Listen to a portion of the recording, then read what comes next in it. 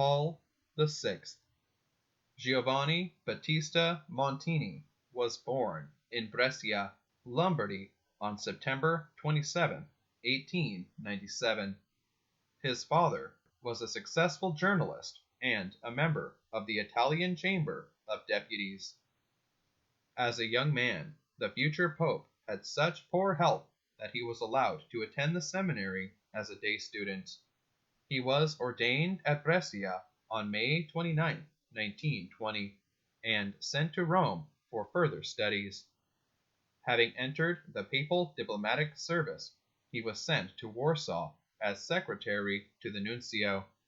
His health failed, and he returned to Rome, where he was assigned to the Secretariat of State. By 1937, he was undersecretary, and by 1952, acting Secretary of State. During World War II, he was in charge of the Vatican's work for refugees and prisoners of war. He was there all during the occupation of Rome, when there was a real danger the Germans would take the Pope and his chief aides with them when they were driven north. On December 1st, 1954, Pius XII made him Archbishop of Milan, the largest and, after Rome, the most important diocese of Italy.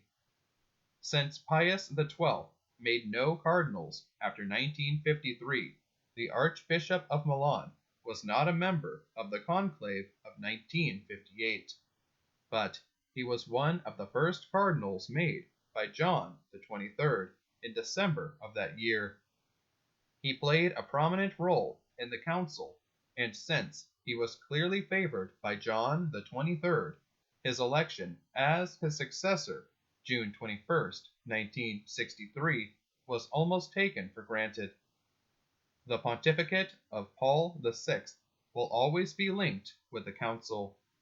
His was the task of bringing it to a successful conclusion on December 8, 1965, and of starting, though he knew he could not finish the implementation of its decrees.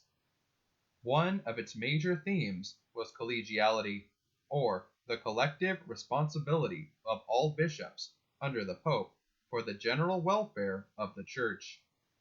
He wished to govern with and through the various national episcopal conferences. He was determined to hold firmly to basic Catholic teaching on faith and morals, and to allow any other changes circumstances might suggest.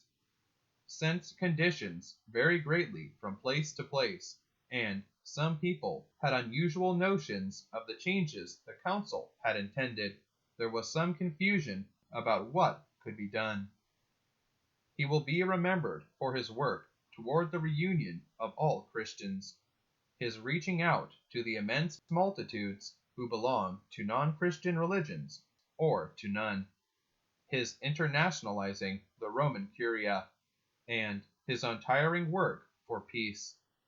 He was deeply interested in the emerging nations of the Third World, and supported every effort for their social advancement. He was the first pope to visit every continent, and the first since St. Peter to visit the Holy Land. The first papal visit to the Western Hemisphere was his visit to the United Nations headquarters in New York on October 4, 1965. His attempt to establish better relations with communist governments had few results, and aroused mixed feelings in various Catholic circles.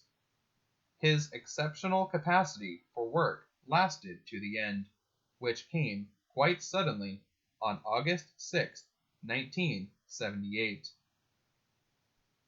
Paul VI, 260th Pope. Christ our King, thy kingdom come.